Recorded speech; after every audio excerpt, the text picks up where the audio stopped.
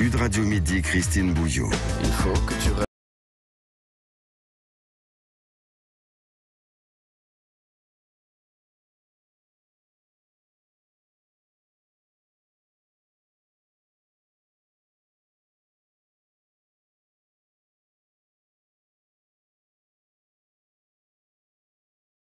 C'est une chanson qui résume assez bien, qui a plus d'une dizaine d'années, donc finalement... C'est une des premières sur ce sujet. Sur ce sujet, c'est effectivement Mickey 3D, ce groupe qui avait sorti... Vous avez raison, François Gémen, merci d'être avec nous aujourd'hui sur Sud Radio. Professeur, bonjour, merci pour votre invitation. Merci à vous, professeur à Sciences Po Paris, à l'Université de Liège. Vous êtes un des grands spécialistes des questions géopolitiques et climat. Vous participez à la rédaction du GIEC. Alors, on sort d'une semaine... Oh non, on ne sort pas, on a encore entendu prévision météo. On continue dans un climat encore très chaud. Il y a canicule qui continue sur l'est de la France. On sort pas encore de ces incendies méga-feux en Gironde. Il y a la sécheresse aussi. On voit qu'aujourd'hui, la situation est critique sur à peu près tout le continent européen. C'est le scénario du pire cet été 2022, François Gémen ? Non, malheureusement, c'est pas le scénario du pire. C'est simplement le scénario qu'avaient prévu les modèles climatiques du GIEC il y a maintenant déjà 10 ou 20 ans. Et donc, c'est la confirmation empirique de ce que les modèles avaient prévu. Et malheureusement, et je suis désolé de devoir le dire, mais nous n'en sommes encore qu'au tout début. Et comme le changement climatique est irréversible, ça veut dire que les températures ne vont pas cesser de grimper. Et ça veut dire que les températures extrêmes que nous avons connues ces derniers jours seront appelées certainement d'ici 10 ou 20 ans à devenir des températures normales auxquelles il va falloir nous habituer et nous adapter.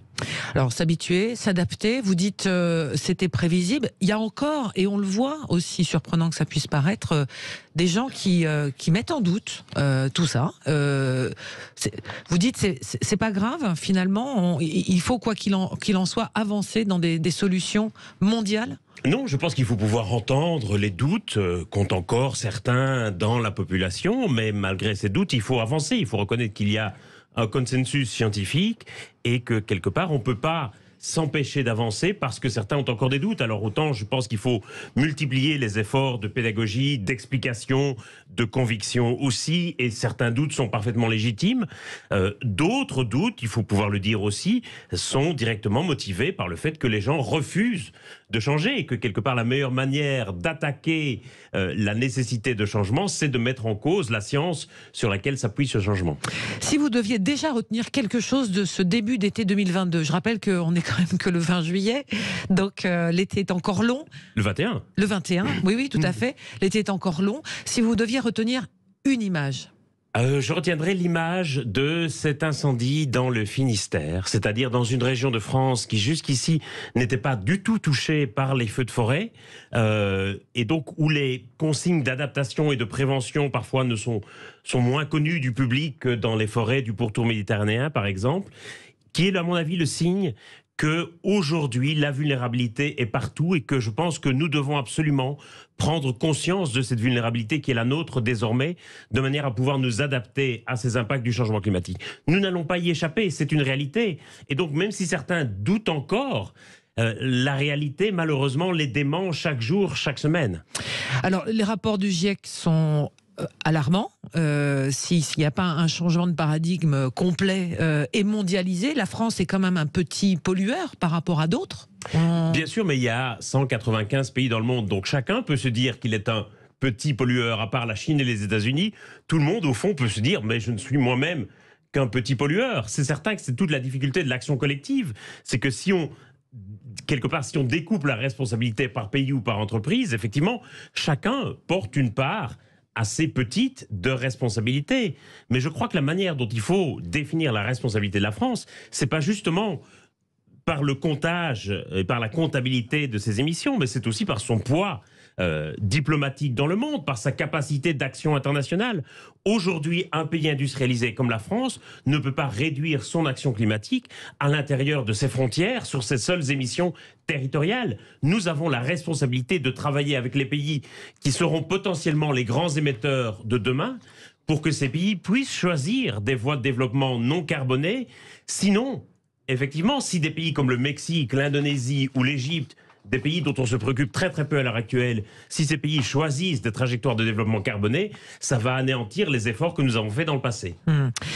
Alors, 2021, les émissions de CO2 mondiales, malgré tous les efforts qui sont faits, les mesures qui sont prises, ont progressé de 6%. C'est un record. Oui.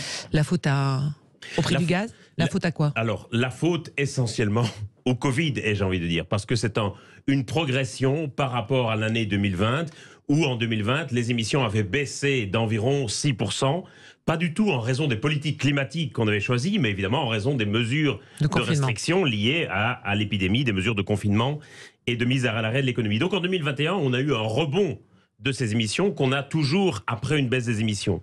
Parce que le problème, c'est la trajectoire de long terme. C'est-à-dire que nos émissions, en moyenne, augmentent encore d'1% environ chaque année.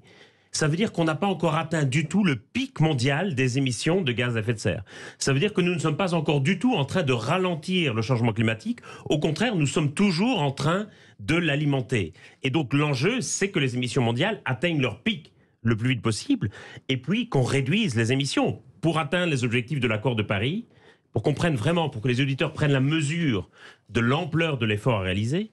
Pour atteindre les objectifs de l'accord de Paris, il faut réduire les émissions mondiales de 43% d'ici 2030. Et à l'heure actuelle, elles augmentent encore de 1% chaque année. Donc on n'y est pas du tout. En tous les cas, on n'a pas mis le frein à main? Absolument pas. Au contraire, on est toujours en train d'appuyer sur l'accélérateur. C'est ça le problème. Si encore nous cessions d'appuyer sur l'accélérateur et que la voiture commençait à décélérer doucement, ce serait rassurant. Mais là, on a encore le pied sur la pédale d'accélérateur. Alors, aujourd'hui, on est en train de discuter aussi de la question de l'hiver prochain, parce que ça, c'est un domaine dans lequel vous êtes effectivement très impliqué sur ces questions géopolitiques, la question du gaz russe. On va devoir se restreindre. Il y a des plans de sobriété, on en parlait en début de semaine sur cette antenne, de la grande distribution, on prépare aussi les foyers, les ménages, etc. Est-ce que finalement, c'est pas un mal pour un bien? Pour la planète, je parle. Je pense qu'effectivement, s'il y a, je dirais, une chose positive qui doit sortir de cette terrible guerre, c'est le fait que ce concept de sobriété qui faisait encore sourire il y a 6 mois, qui semblait nous ramener à l'âge de la pierre et à l'âge des cavernes, aujourd'hui, c'est un peu imposé dans le débat public, est promu par le gouvernement et s'impose presque comme un devoir civique, notamment pour éviter de continuer à financer la guerre en Ukraine malgré nous. Et j'ai envie de dire que on réalise quand même, à la faveur de cette guerre, à quel point notre dépendance aux énergies fossiles est aussi un facteur de risque géopolitique et géostratégique. À quel point ça nous place dans une situation de faiblesse et de dépendance vis-à-vis de régimes autoritaires comme la Russie. On le voit bien, Vladimir Poutine peut demain décider de couper le gaz, de couper le gazoduc Nord Stream 1 vers l'Europe. Et là, on est en train de se demander comment on va faire pour passer l'hiver si on ne va pas avoir des risques de coupure d'électricité ou des problèmes de chauffage. Rendons-nous compte de la dépendance géopolitique dans laquelle cette dépendance aux énergies fossiles nous met. Et donc je pense que c'est vraiment un choc de réalité pour beaucoup aujourd'hui. Cette transition énergétique, on aurait pu la faire il y a 10 ou 20 ans. On ne l'a pas fait. Mais si nous l'avions fait, on ne serait pas dans cette situation aujourd'hui. Et j'ai envie de dire, si nous ne l'avons pas fait pour des motifs climatiques, faisons-le au moins pour des motifs de sécurité et de paix. Aujourd'hui, il y a la question de l'eau aussi. L'Europe est classée comme une zone à forte tension de restriction d'eau. Oui. Ça, c'était prévu dans ce laps de temps-là. C'est la prochaine guerre. Je n'irai pas jusqu'à parler de guerre, mais en tout cas, il va y avoir des tensions et des conflits autour de l'eau et autour essentiellement des questions d'allocation d'eau. Aujourd'hui, l'essentiel de l'eau, elle est réservée à des usages agricoles. C'est seulement une petite partie de l'eau disponible qui est réservée pour la consommation humaine. Et donc, ça veut dire qu'il va falloir se poser la question de savoir comment on va allouer nos réserves en eau. Est-ce que c'est encore très raisonnable d'avoir de l'eau potable dans les toilettes, par exemple, pour les chasses d'eau des toilettes? Ça paraît complètement absurde de tirer la chasse d'eau des toilettes avec de l'eau potable plutôt qu'avec de l'eau de pluie, par exemple. Et donc, c'est des questions comme ça qu'il va falloir se poser. À quels usages est-ce qu'on va réserver l'eau potable? Il y a aussi un enjeu en Europe sur la question des canicules et des effets de changement dans la circulation de l'air font que l'Europe sera vraisemblablement 3 à 4 fois plus touchée par des canicules que des régions comparables aux mêmes latitudes en Russie ou aux États-Unis par exemple. Et pourquoi ? Parce qu'une masse d'air chaud qui provient du Sahara va être en quelque sorte emprisonnée sur l'Europe, et c'est lié notamment à la fonte des glaces au Groenland et dans l'Arctique. Et donc c'est toute une série d'études assez récentes. Il y a une étude qui est parue il y a 15 jours dans Nature qui met en évidence effectivement le fait que on va avoir des phénomènes de canicule beaucoup plus fréquents en Europe que dans d'autres régions comparables de même latitude. Alors cette question de l'eau, c'est aussi une question d'énergie, puisque là tout se recoupe en fait. Si là, par exemple, l'EDF a été autorisé à rejeter l'eau des centrales au-delà d'un seuil qui jusqu'à présent n'était pas autorisé, mais ça veut dire que l'eau est aussi nécessaire pour produire notre énergie. Donc en fait tout est lié. Au refroidissement des centrales nucléaires, absolument. Donc on a de l'eau pour plein de sujets, et je crois que ce qui est vraiment important à comprendre, c'est que pendant très longtemps, on a mis la question du climat un peu à part des questions socio-économiques ou politiques. On a considéré que c'était un enjeu un peu technique, dont on parlait oui, on prend sa voiture électrique ou pas. Sciences et techniques, sciences et nature dans les journaux, comme on parle de la culture ou du sport. On se rend compte aujourd'hui que tous les sujets d'actualité sont traversés par cette question du climat.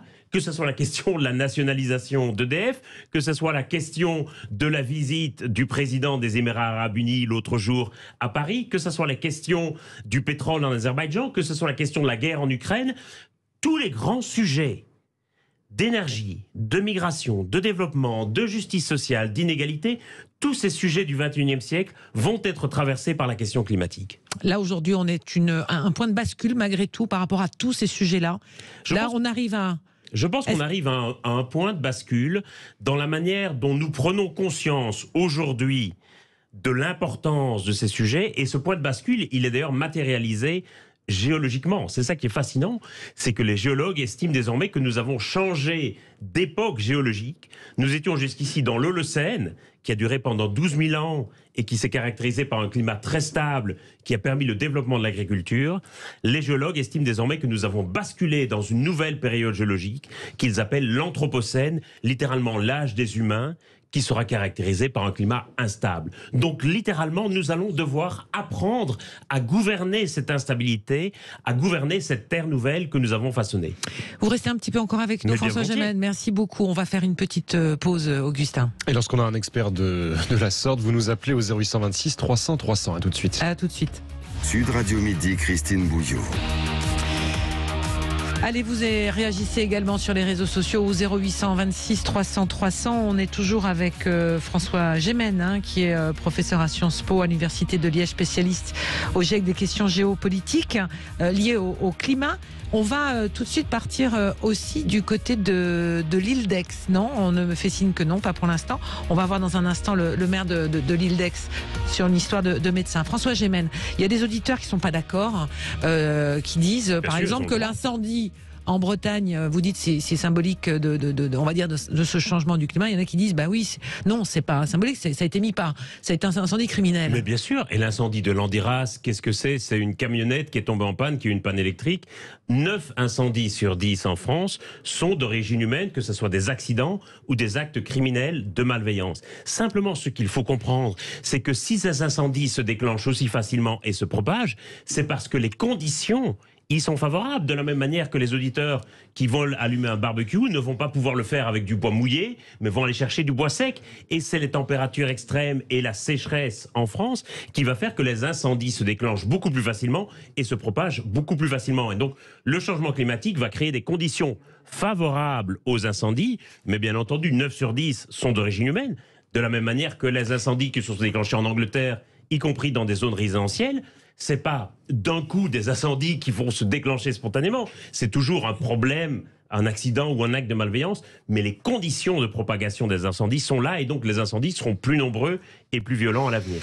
On va venir dans un instant sur la question des forêts. Hier, Emmanuel Macron a parlé de reconstruire et de rebâtir la forêt, mais autrement. On va vous poser la question, François Gemène, ce que ça veut dire. Pour aller vous voir, mais évidemment, nous avons un appel de Patrick qui nous appelle de Limay dans l'Essonne et qui a une question pour François Gemène. Bonjour Patrick. Bonjour Patrick. Oui, Bonjour. Oui, bonjour à vous. Bonjour À vous, j'espère que vous allez bien. Très bien, on est en pleine forme. Alors, tant mieux, c'est la grâce.